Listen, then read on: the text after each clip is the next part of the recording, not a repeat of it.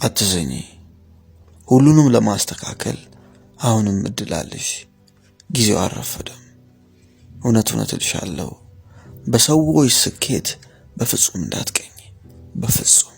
ብቻ አንቺ እነዚህን የህይወት መርሆች ባህሪሽ አድርጊያቸው። 7 ሚስጥሮች እነግርሻለሁ። የመጀመሪያው፣ የማንንም እርዳታ አትጠብቂ። ሁለተኛው፣ ትላንት የነበርሽበት ቦታ እንዳትቆሚ፣ አዲስ ዕውቀት ጨምረሽ ደሪ። ሶስተኛ፣ ሰበብ አታብዢ። ምንም ነገር ቢሆን ያሰብሽው ከትንሽ ነገር ጀምሪ። አራተኛ፣ አሪፍ የሆንሽበትን ነገር እወቂው፣ ወይም ደግሞ መክሊትሽ ምን እንደሆነ ለማወቅ ጣሪ። አምስተኛ፣ ራስሽን ጠብቂ። መቼም ቢሆን ለማንም እና ለምንም ብለሽ ራስሽን እንዳትጥይ፣ ራስሽን ጠብቂ። ስድስተኛ፣ የምትሄጂበትን መንገድ እወቂው።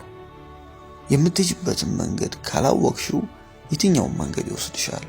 ስለዚህ መድረሻሽ የት እንደሆነ አስቢ።